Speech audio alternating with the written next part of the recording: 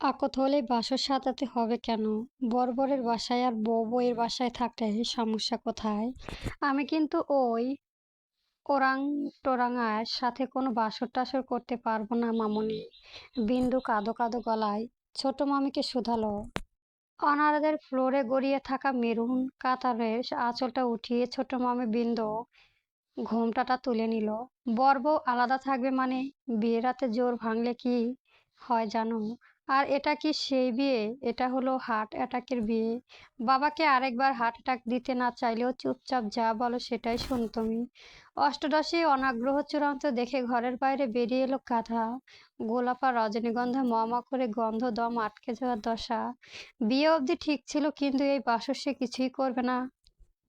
দ্বিতীয়বারের মতো heart attack তো ডক্টররা পর্যন্ত আশা ভরসা ছেড়ে দিয়েছিল।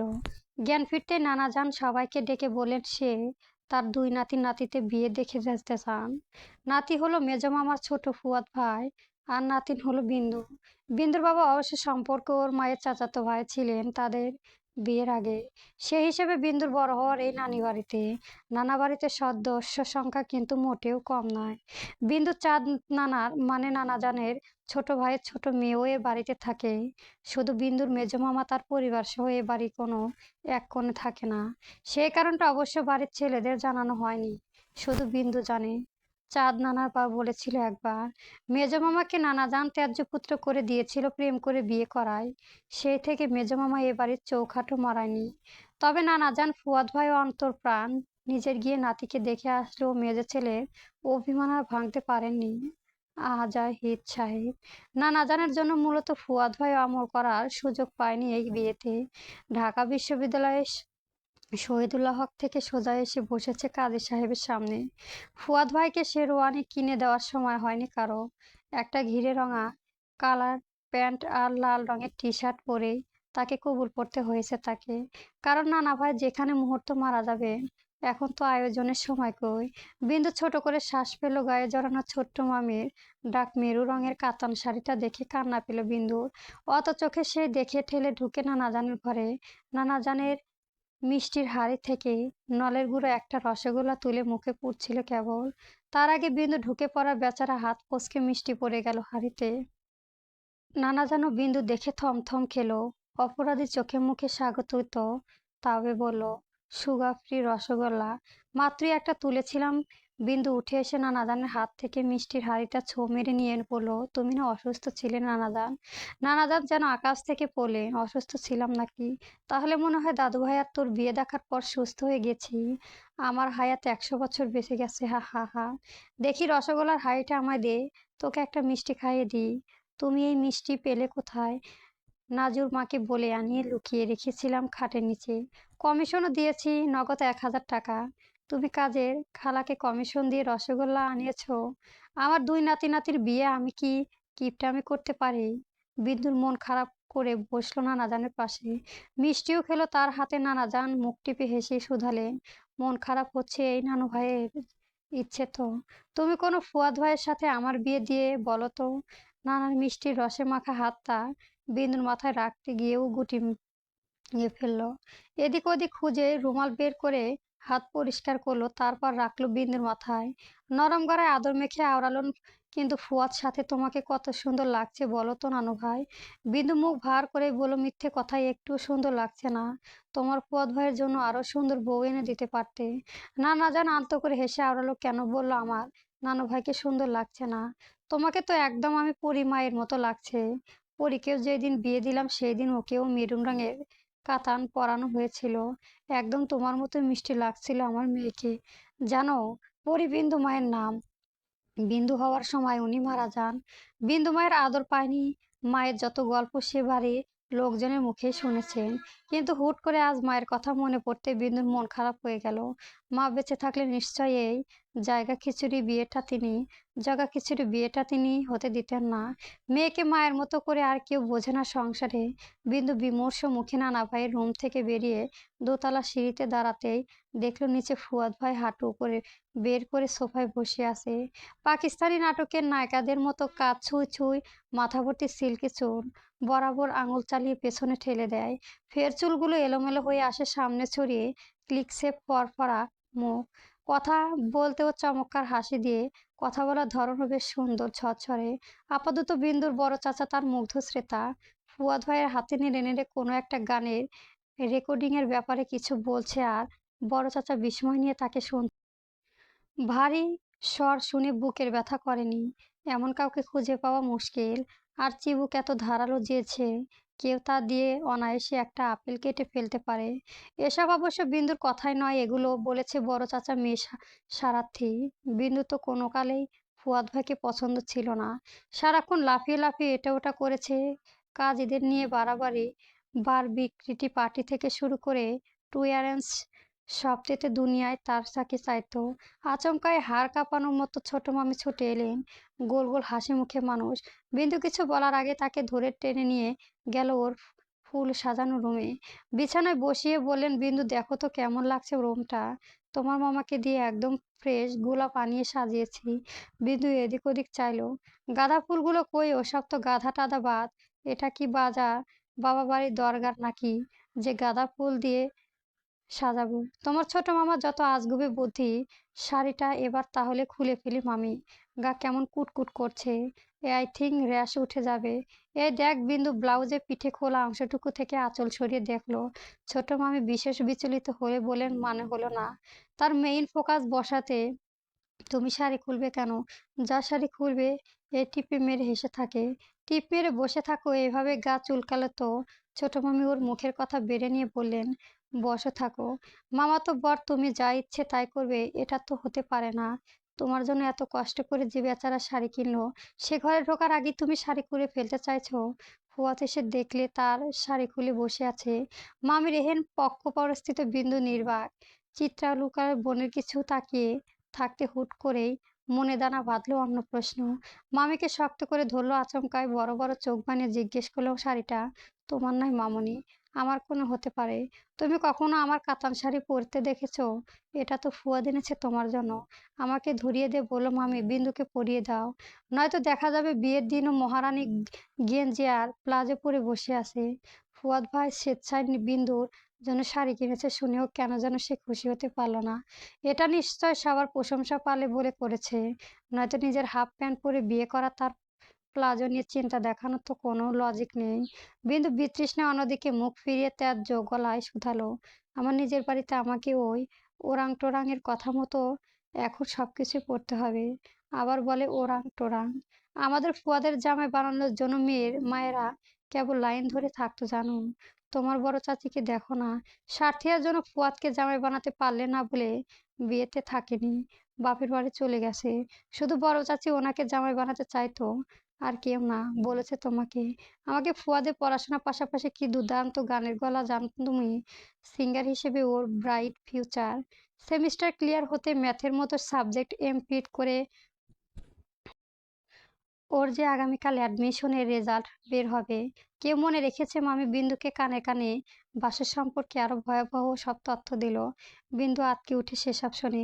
কোনো মতে ছোট মামিকে রুম থেকে বিদায় করতে পারলেই সে বাঁচে। যদি ফুয়াদের ভাইয়ের সামনেও এসব বলে বসে সে। ছোট মামি অবশ্য যাওয়ার আগে বিন্দুর আরো একটা কথা বলে, কোনো দরকার পড়লে আমাকে ফোন করে জানায়ও বিন্দু। এই সময় মেয়েদের অনেক কমপ্লিকেশনস হয় হয়তো। আমরা আজ রাতে কেউ ঘুমাবো না, চিন্তা নেই। মামি যাওয়ার আগে বিন্দু অভয় দিয়ে গেলেন, না বিপদ সংকেত। কারণ রাতে কেউ ঘুমাবে না মানে বাড়িতে গার্মেন্টস পার্টি আড্ডা হবে। গ্যামজাম পার্টির ওদের কাজিন মহলের নাম। এই পার্টির সভাপতি ফুয়াদ ভাই, আর সহ সভাপতি ছোট চাচুর ছেলে মরজুর ভাই, সারাথী আপু সাধারণ সম্পাদক, বিথি যুগন্ত সম্পাদক, আর ছোট মামি সংগঠিত সম্পাদক। বিন্দু আর বিন্দুর ছোট ভাই নোট অনন্য সদস্য। রাত গড়াতে গড়াতে একটা। ফুয়াদ ভাইয়ের আসার নাম নেই। এদিকে বিন্দুর অবস্থা আরো খারাপ হয়ে গেল র্যাশের যন্ত্রণায়। সারা শরীরে চুলকায়, চোখে মুখে অবস্থা ভয়াবহ রকমের খারাপ। বিন্দু সহ্য করতে না পেরে ঠিক করলো শাড়ি খুলে ছুঁড়ে ফেলবে জানালা দিয়ে। কি মাখিয়ে এনেছে লোকটার শাড়িতে, বিচুলি পাতা! বিন্দু বিয়েতে রাজি হয়েছে বলে বিন্দুকে শায়েস্তা করার জন্য। বিন্দু শাড়ি খুলতে বিছানার উপর দাঁড়ানোর সঙ্গে সঙ্গে ফুয়াদ ভাই রুমে এসে ঢুকলো। পেছনে ফিরে দরজা খিল লাগিয়ে ঘুরতে বিন্দু ধপাস করে বসে পড়লো। ঘোমটা টেনে লম্বা করে সামনে মানুষটা কোমরে দুহাত রেখে অবাক হওয়ার কণ্ঠে জিজ্ঞেস করলো, তুই এমন উঠবোস করছিস কেন খাটের উপরে? ঘোমটার আড়ালে লজ্জায় বিন্দুর দম বন্ধ হয়ে এলো। আশ্চর্য লোক তো, ওঠবোস কখন করলো সে? ফুয়াদ ভাই নির্বিঘ্নের পায়ে হেঁটে এসে ওর কাছে আর কোনো কথাবার্তা ছাড়াই ২ কদম শুয়ে পড়লো ওর বিছানায়। পারমিশনও নিল না বেটা। বিন্দু নাকের নিচে ঘাম মুছছে একটু একটু করে খাদের ওপারে সরাতে ফুয়াদ ভাই খপ করে ওর হাতটা ধরে ফেললো। চোরের মতো সরে বাসর করার কি? আমি কি তোকে খেয়ে ফেলবো? বিন্দু বিড়বিড় করে বলল, ফেলতেও পারে। দেখা গেল পেটে খিদে বলে আমাকে খেয়ে ফেললেন? অসম্ভব।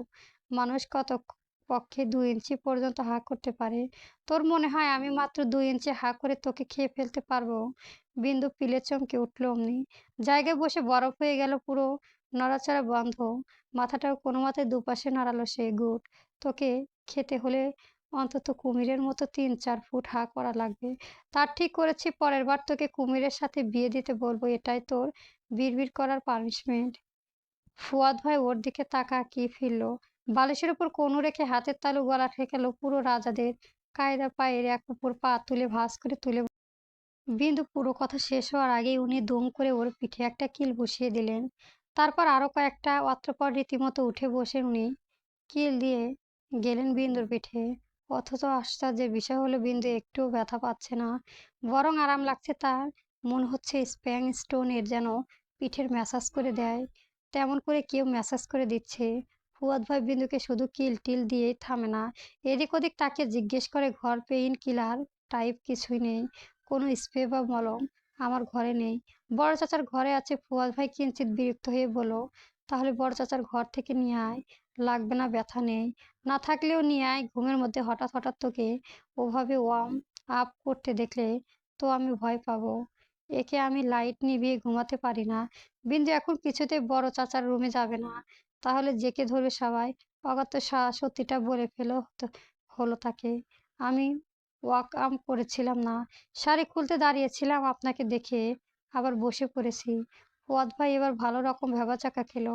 হাত ঝাড়াতে ঝাড়াতে অসহায় কণ্ঠে বলল, তার মানে তুই মিথ্যে বলে বিয়ের প্রথম রাতে স্বামীর থেকে ম্যাসাজ নিয়ে নিলই?